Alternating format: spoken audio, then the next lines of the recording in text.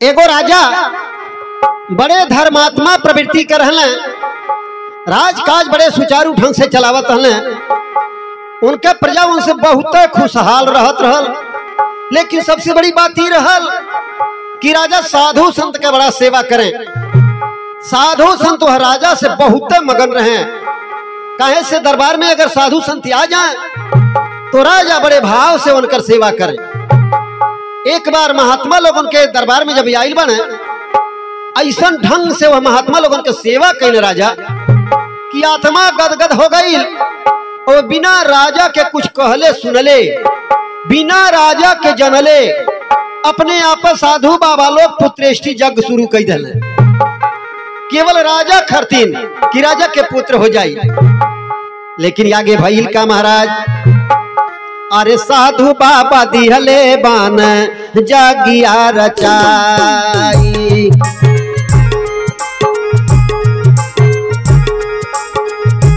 जागिया रचाई हो, जागिया रचाई। साधु बाबा दिहले बान जागिया रचाई।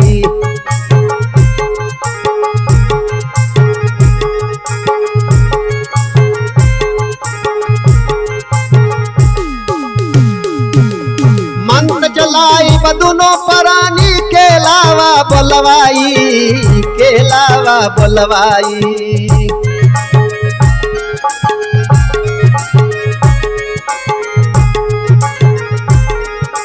अरे अजमंजस में राजा परल भइल ना बियाहवा के रानी लेके आई। साधु बाबा दिहले बन जागिया रचाई।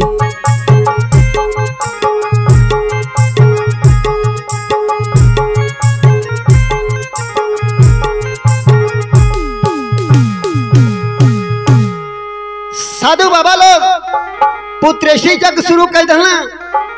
आज जब जरूरत आई गई मंत्र के राजा रानी के ऊपर चलावे खातिर, तब बुलावा भइल बा कि राजा रानी के दोनों प्राणी के यहाँ ले आवा। और राजा जब बतिया सुनल कहना, अरे बाप रे बाप, अब हमार बियाह भइले नहीं बा, मेहरारू हमरे बटली नहीं बा, कहाँ से हम रानी लेके जाई।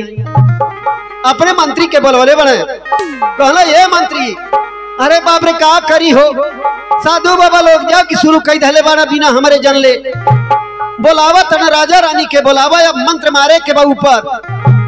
बियाह हमार भइले नहीं बा, के मेहरारू बना के ले जाई। मंत्री कहला, हाँ महाराज, साधु बाबा लोगन से गलती हो गई। पहले आपसे समझ के तब जग शुरू करे के चाहत रहल। आपो के चाहत रहल सिंहासन संभारे के पहले आपके शादी कई के तब करे बाद सिंहासन संभारे के चाहत रहल। लेकिन अब तो जौन होवे के रहल हो गई। सबसे बढ़िया बा एगो दासी जौन आपके बा, अब वही से बियाह कैल हल जा। राजा कहना पहली बात तो राजी होई कि नहीं राजी होई। दूसर बात ही बा अगर वो राजी भी हो जाते इतने जल्दी बियाह नहीं हो पाई। बहुत हमें अब तुरंत राजा रानी के आवे के बा। मंत्री सलाह देना कि ये महाराज अपने मना में संकल्प कैल हल जा कि दासी के हम अपन रानी बना लेली और बाद में धूमधाम से बियाह कैल हल जाई। वह दासी का बुलावा भाई। दासी बड़ी सुंदर रहल और दासी के भी राजा बहुत सुंदर लागत हल। लेकिन कितनो तो दासी वो अपन कोनो बात राजा से कहीं नहीं पावे। लेकिन जब जानी पौलस की राजा हमके अपन रानी बनावल चाहता ना, तो बाद में गदगद हो गई, तैयार हो गई। दासी के साथ में लेके और अपने रानी का जगह देके यज्ञ मंडप पर राजा रानी आके पहुंच गई बड़ा महाराज। आरे दासी के रहे राम, आरे सुघर सुरतिया हो।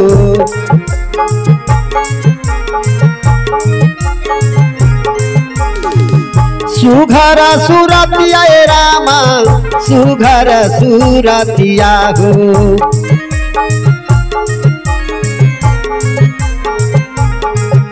किया हो रामा रामा हो। अरे रामा राजा लिहला रानिया बनाइए राम।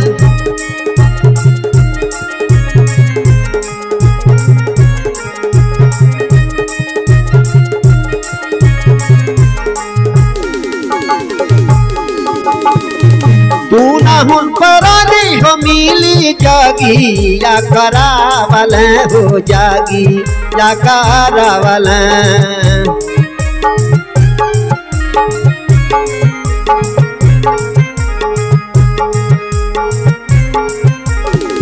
तू न हो परानी हो मिली जागी या करावल हो जागी या करावल हो। अरे राम दिहले बान बेटा जनमाइए राम।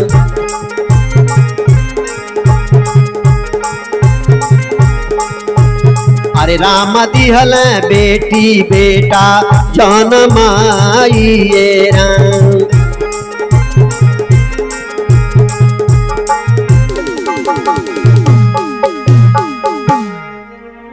दासी अब रानी के पद पर पहुंच गई लिया। यज्ञ संपन्न भइल। राजा बड़े धूमधाम से हो दासी के साथ अपन बियाह कैले बारे। धीरे धीरे समय बीते लगल। वह दासी के एगो बहुत बढ़िया सुंदर पुत्र पैदा भइल। ओकरे बाद एक बेटी पैदा भइल। लइके सियान हो गई। राजा के जौन बिटिया बेटवा दोनों रहल उनन के शिकार खेले के बहुत शौक रहल। राजा के सीमा के उत्तरी साइड में एगो जंगल रहल। लेकिन वह जंगल में अगर केहू चल जाए तो फिर वापिस घूम के आवे नहीं। पता नहीं वो इंसान कहाँ चल जाए कर कोनो पता नहीं लगे। आ ना ही केहू वहां जाइल चाहत रहल। राजा मुनादी लगवा देले रहल कि वो जंगल ही एकदम घातक बा। वो जंगल में केहू जाई नहीं। हमारे बाती के हेल ना कही के वह जंगल में अगर केहू चल जाई तो वो के कौनों तरह से राज की सहायता नहीं मिली। या नाते से केहू जंगल में जात नहीं रहल। संजोग से एक दिन गरीब किसान का बैल छुटा कोई जंगल में भाग गई। आउ किसान ही अपने बैल के पकड़े खातिर वह बैल के पीछे पीछे वही जंगल में चल गई। लेकिन जब से वह जंगल में गई तब से ना ही होकर बैल वापिस आइल और ना ही वो किसान वापिस आइल। वह किसाने के पास मेहरारू रहले एगो बेटवा रहा। बेटा सियान हो गई रहल। बेटा के अपने बाप के बड़ा चिंता सतावता। महतारी कहतिया बाबू हो अरे अब बाप बाप कैले से पेट पर्दा चली नहीं। अब जे चली गई लोही के लेके बैठल रहबा फिर पेट पर्दा कैसे चली। अब ओकर चिंता छोड़ दे। बेटुआ कहता नहीं है माई हमारे दिमाग से उतरल नहीं बा। हमार दिमाग बार बार कहता कि दादा हमार मरल नहीं बने। जंगल में गई वापिस नहीं आई लेकिन मरल नहीं बने जिंदा बने। हम चला तानी राजा से सहायता मांगे।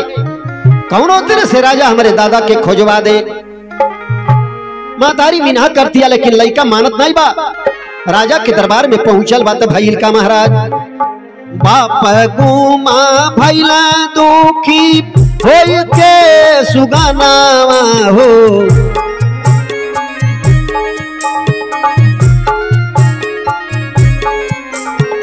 बाप गुमा भइला दुखी होई के सुगानावा हो।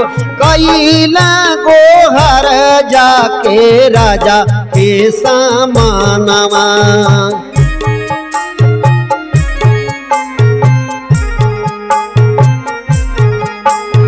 कैला गोहर जाके राजा के सामानवा।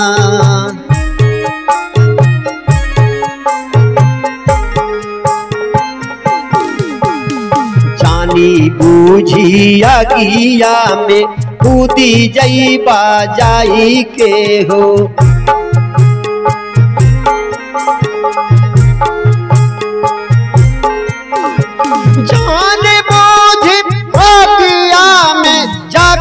कूदी जईबा हो जारी जईबा चली ना ही कवानो बहानावा।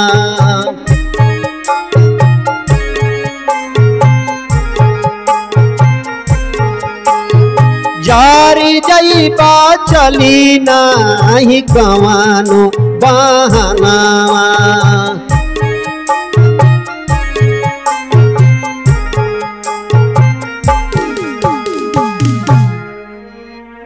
उलैका जाई के राजा के दरबार में पहुंचल बा, गुहार लगौले बा, अपन सारा विपद सुनौले बा। दादा हमार धोखे से अनजाने में जंगल में गुम हो गई न, महाराज कुछ सहायता कइल जा, हमारे दादा के खोजवावल जा। राजा बड़े जोर से लड़का के ऊपर नाराज भइल कि पहली गलती तई बा कि हमारे आदेश के अवहेलना भइल।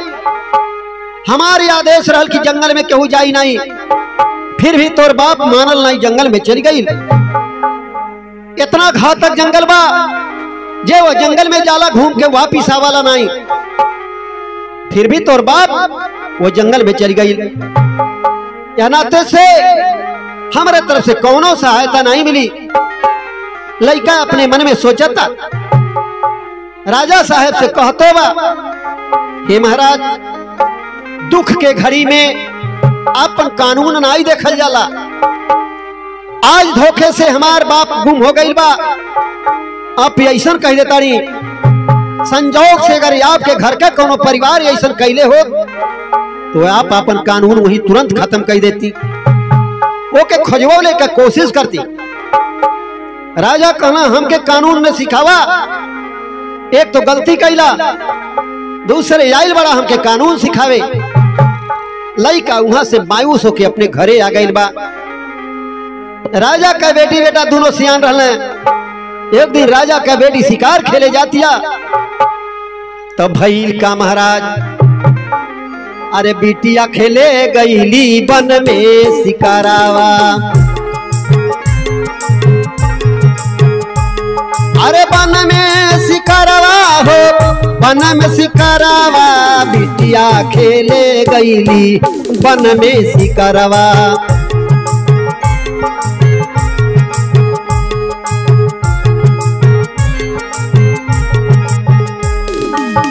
माया भी बनवा में गुम होई गईली,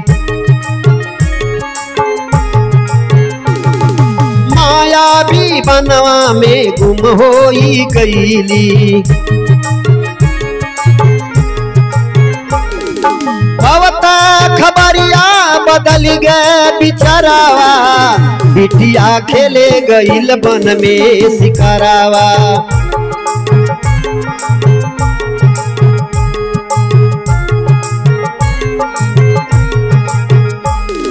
सेना के आदेश लगल बेटी खोजिलावा, सेना के आदेश लगल बेटी खोजिलावा। तहें लोग नाई जाब बन के भीतरावा, बिटिया खेले गईली बन में शिकारावा।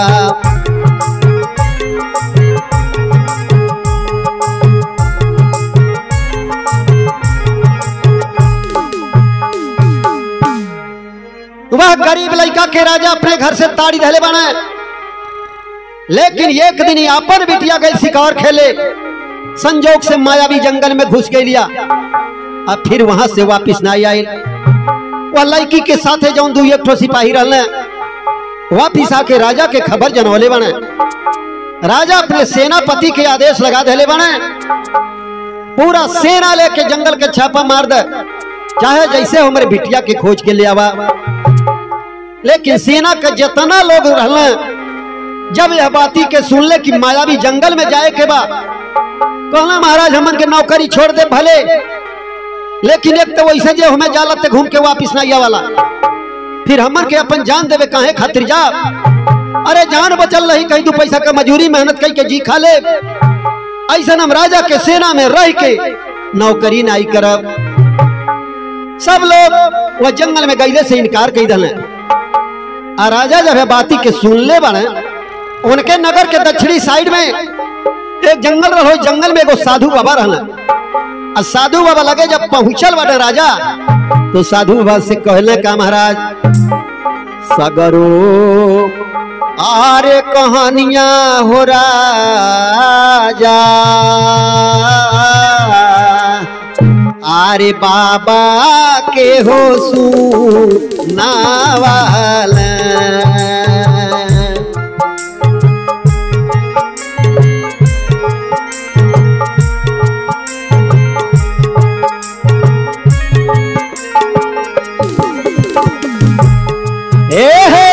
सगरो कहानियां हो राजा, बाबा के हो सुनावाला।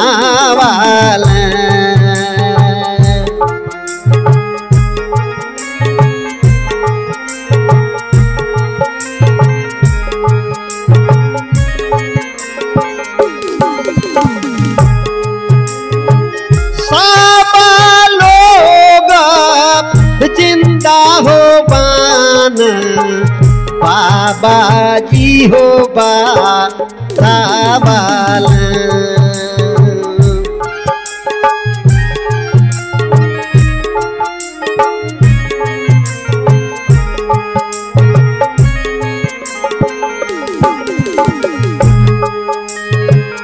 हरिपत जई है हो राजा, हरिपत जई है हो राजा, बानमा के हो भी तारियां।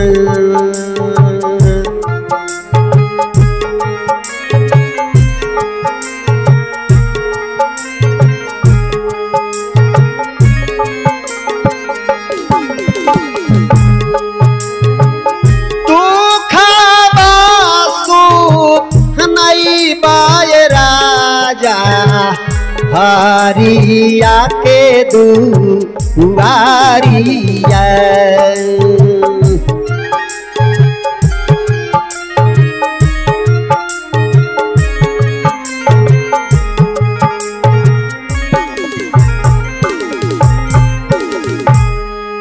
साधु बाबा के लगे पहुंचल बाणे राजा साहेब।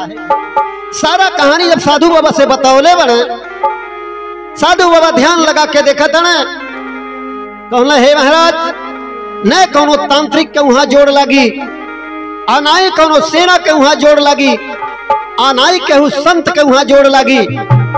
तोहरे राज में एक लड़का बा, वह जंगल में जा पाई तो केवल वह जा पाई जौने के नाम बा हरिया। हम देखा तानी तोहरे दरवाजे पर आइल हल, ओकर बाप गुम भइल हल, लेकिन ओकरे बाती को तनिको ध्यान नहीं देला। अब अहिन गनीमत बा, ओकरे दरवाजे पर जा, हरिया से अपन विपद सुनावा।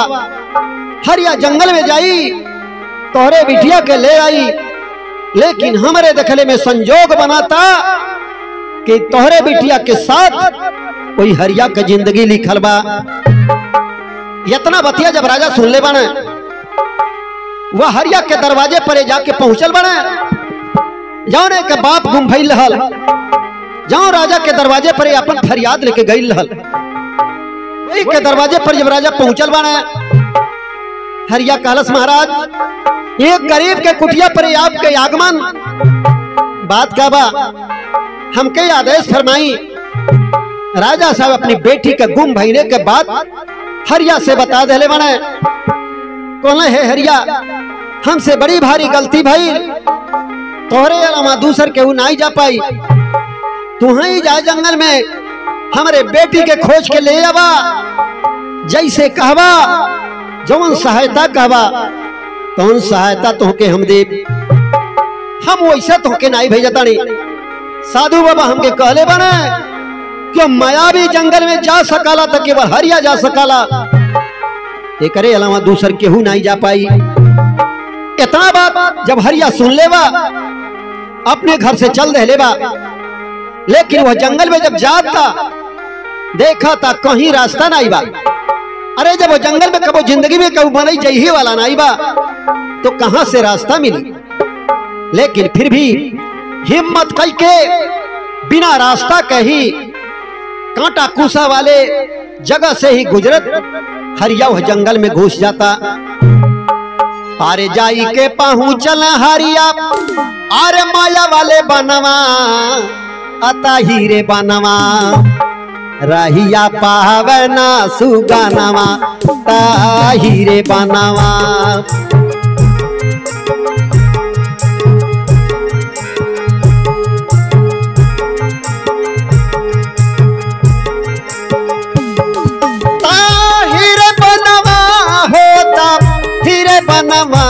होता हीरे बनवा रहिया पावना सुगनवा ता हीरे बनवा।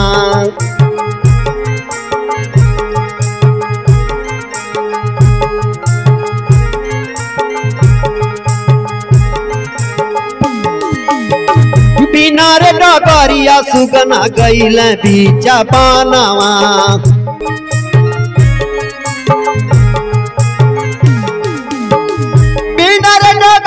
सुगना गैला बीचा बनवा ता हीरे बनवा देखल सोनवा के भवनवा ता हीरे बनवा।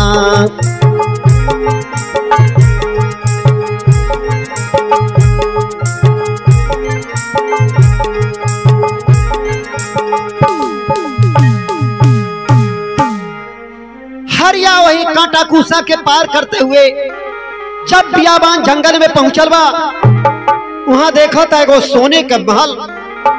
हरिया जाई के वह महल में घुसा था, लेकिन महल के अंदर जाते भर में वो सोने का महल लोहे का महल बल्कि तैयार हो गई।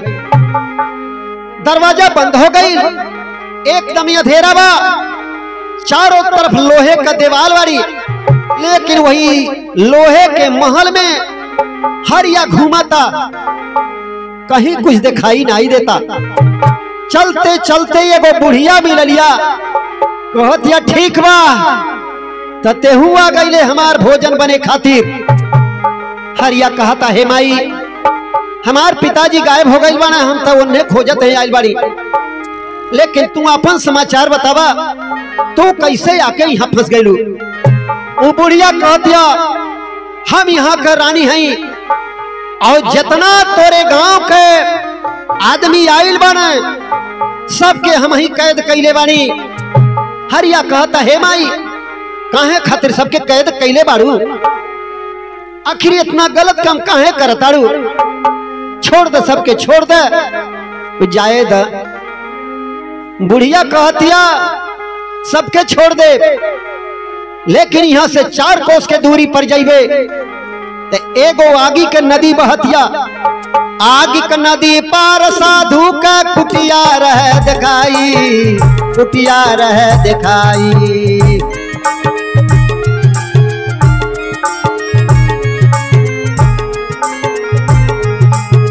घड़ा भरल पानी से उहवा हमें लाख देवा सबके देव हम छोड़ाई, साधु बाबा दिहले बन जगिया रचाई।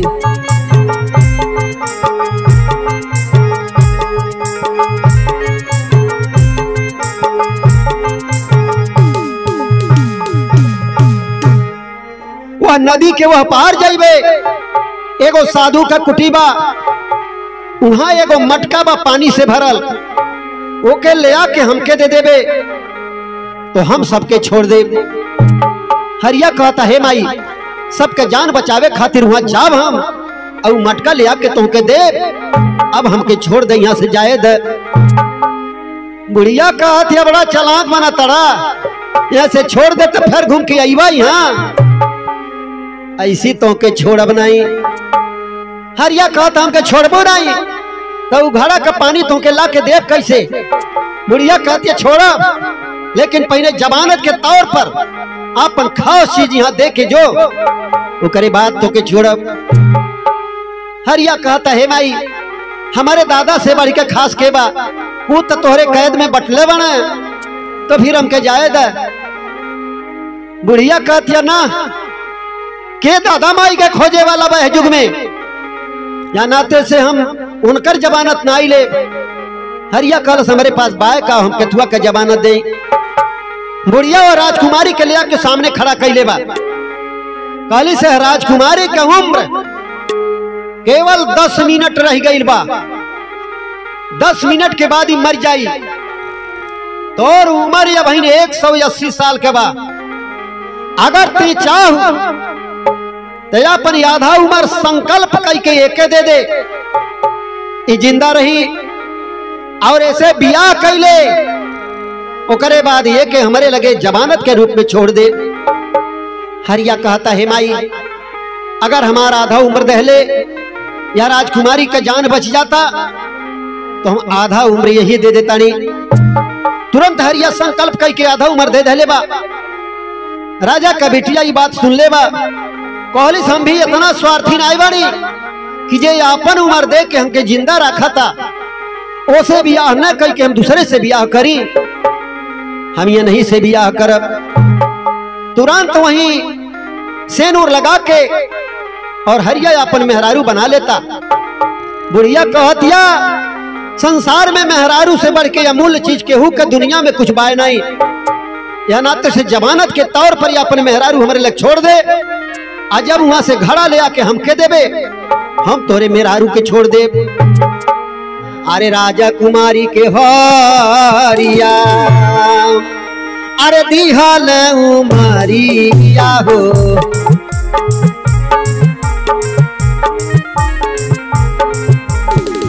दिहल उमरिया हे रामा दिहल उमरिया हो।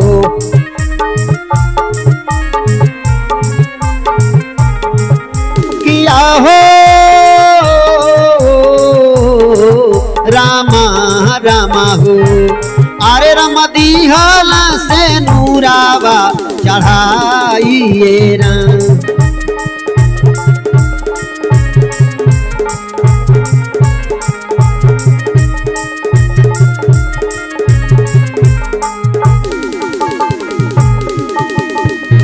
देई के जबानत हो लागे बाढ़ा लसुगाना माघो बाढ़ा लसुगाना माघो।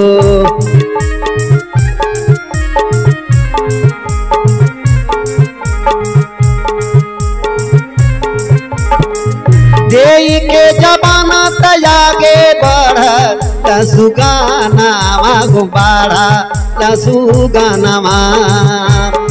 अरे राम नदिया पर पाहू चल जाइए राम।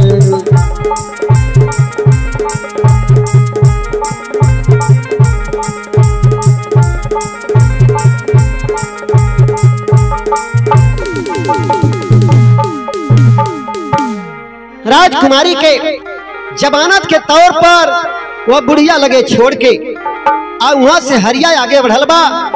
4 कोस के दूरी पर जब गईल बा आगी का नदी जब देखले बा अरे बाप रे बाप यह आगी में होली कैसे अब जरी जाई। लेकिन मनवा में ओकरे याद पड़ गई। अब बुढ़िया बतौली से कि हमारे 180 साल उम्र बा जौने में हम 90 साल तक वह राजकुमारी के दे देले बाड़ी। फिर भी अब आज से 90 साल उम्र हमार बचल बा तो फिर यज्ञा में गईले से हम कैसे मरब।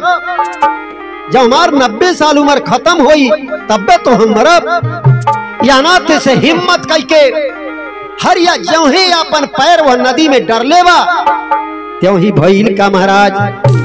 अरे भैली नारी गोड़वा डार जब सुगना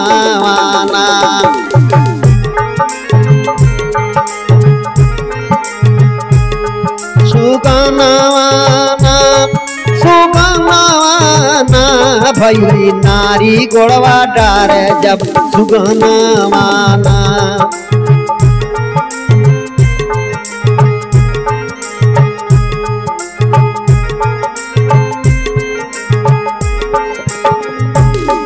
अरे दिहल सरपवा साधु नारी बताला वाली।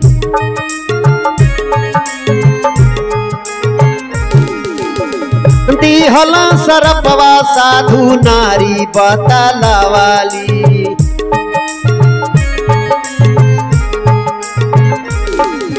नारी बनबू छुई जब इंसान माना अरे नारी बनबू छुई जब इंसाना माना, नारी भैलू सुगना डार जब चराना माना।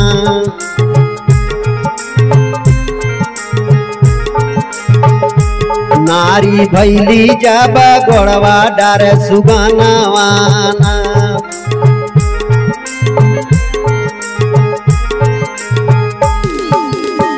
गगरी का पानी जब बुढ़िया के पिया वाला,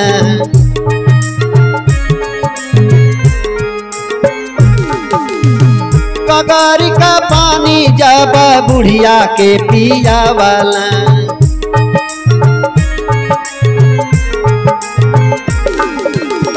होई गई सुघर जाना ना माना, अरे होई गई सुघर जाना ना माना। नारी भैली गोड़वा डार जब सुगना माना।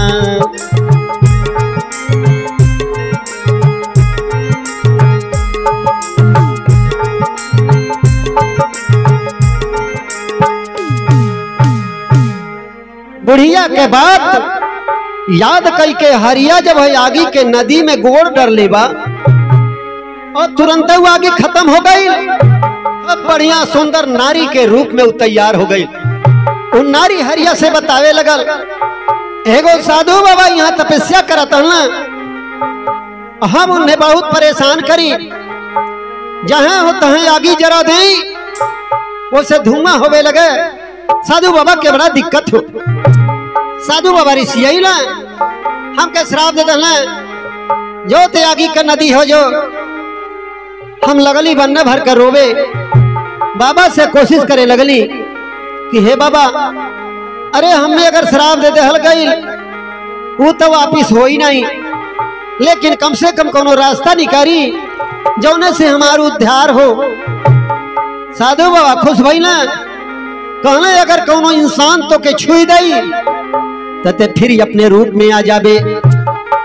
तब से हम इंतजार करत हनी, लेकिन जंगल ऐसा मायावी बा, यहाँ कोनो इंसान या वही आला नहीं बने, हमके छुवे केहू कैसे। आज तोहरे चलते तू आगे में पैर डाल दहला और हम अपने रूप में आ गईली। हमारे नीचे यहाँ सोने का खान बा, तो के जब भी जरूरत पड़ी यहाँ से लेके अपन काम चला लिया। इतना कह के वो नारी वहां से अंतर ध्यान भई लिया। हरिया आगे गईल बा, साधु के कुटी से वो मटका उठौले बा, आइल बा यहाँ जब बुढ़िया के दहले बा। अब बुढ़िया होकर पानी पी ले बा, पियते भर में खप बढ़िया सुंदर रानी के तरह वो तैयार हो गई लिया। देख के हरिया अचंभित हो गई, अरे बाप रे बाप, ई का हो गई। वह बुढ़िया से लागल पूछे, हे माई ये अपन कहानी बतावा, ये पनिया पियते भर में तोहार रूप काहे बदल गई। लेकिन वो बुढ़िया जौन आज रानी के रूप में हो गई लिया, वो हरिया से कहलिस का महाराज, हम त रानी रही कैली बेचलनियाना, बेचलनियाना बेचलनियाना, हम त रानी रही कैली बेचलनियाना।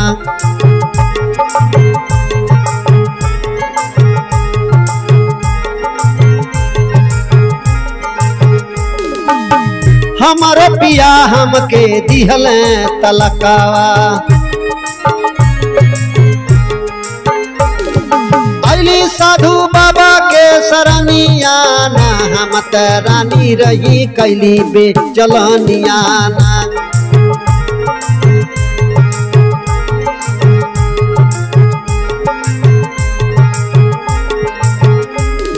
जवानी के मद में तू गैलू बहुराई, हो जाय 80 साल के पुरनियाना, हम त रानी रही कैली बेचलनियाना।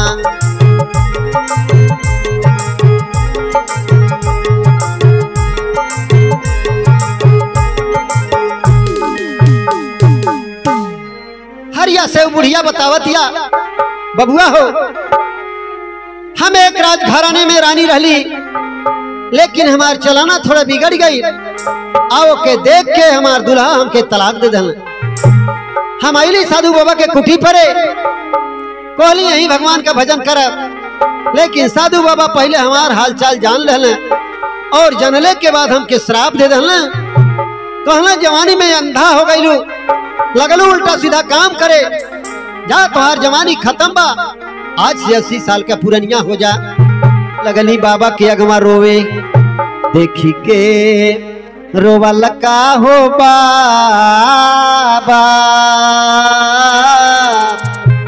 आहा माँ के हो सामा झावाला।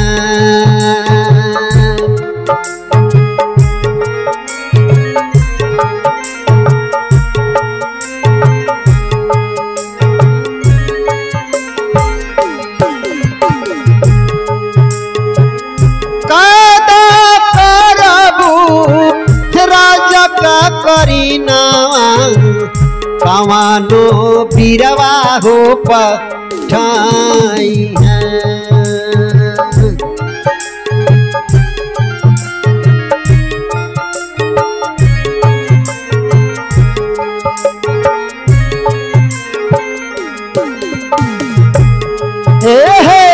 लोहे के महलिया हो बाबा, लोहे के महलिया हो बाबा,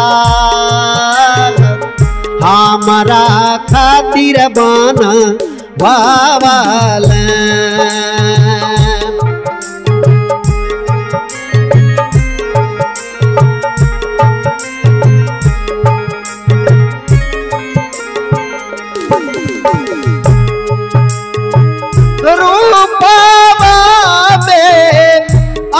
बुतुया पाने पानिया हो भी आई है।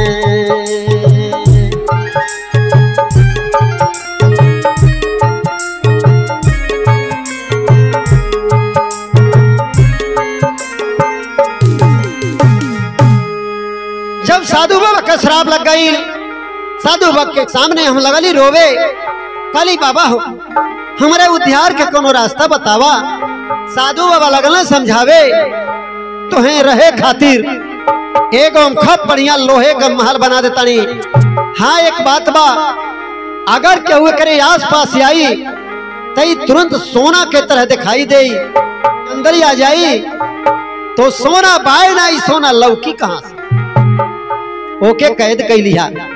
यही तरह से कोनो राजा का बिटिया जब कैद करबू, वो कोनो वीर के भेजी, वो वीर तो के हमरे कुटी का पानी ले आके पिया दे, तू फिर अपने रूप में हो जाबू। आई यहाँ जितना माया बा सब खत्म हो जाई। इतना कह के बुढ़िया जितना लोगन के वहां कैद कैले रहल सब हरिया के सौंप के और वहां से अंतर ध्यान हो गई लिया।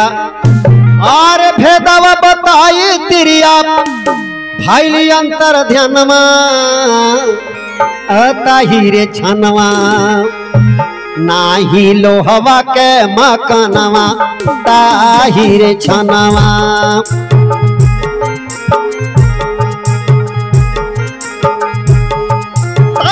हीरे छनवा होता, हीरे छनवा होता, हीरे छनवा नाई लोहवा के मकनवा, ताही रे छनवा।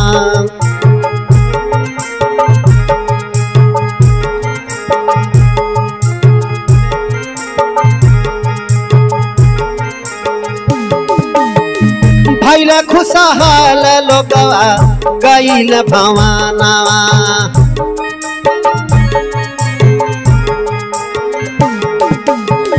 भैला खुशहाल लोगवा गईल भवानवा, ताही रे छनवा राजा पवल ना करीनवा, ताही रे छनवा।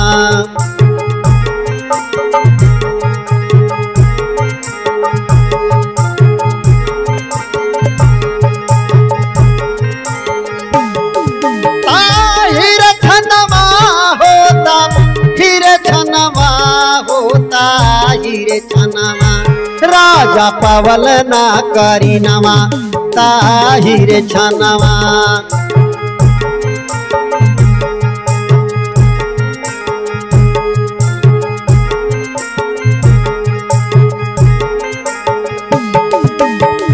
राजा चली गईल ओही हरिया के भवानवा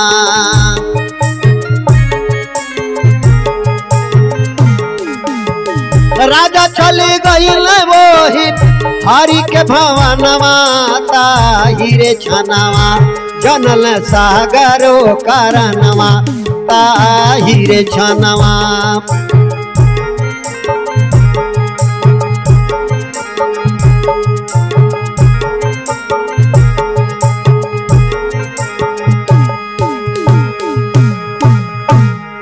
सारा भेद बता के वो बुढ़िया जौन आज रानी के रूप में भइल रहल तुरंत वहीं से अंतर ध्यान हो जातिया।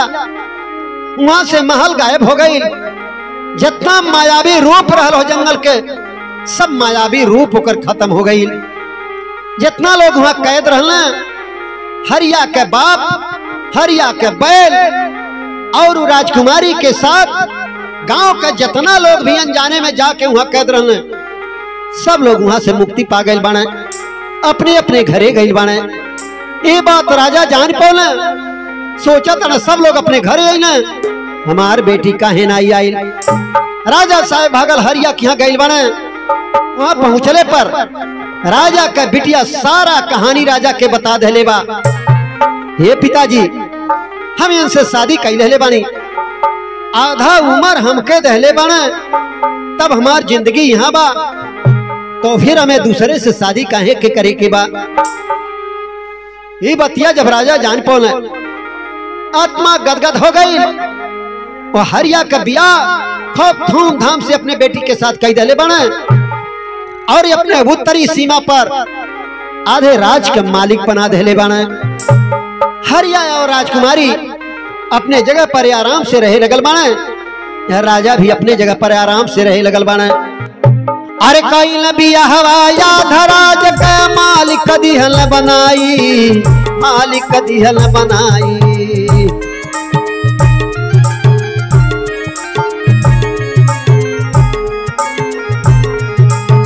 सिपन दास उमर जतना बा एक राती भी केहू दे ना घटाई। साधु बाबा दिहले मन जगिया रचाई।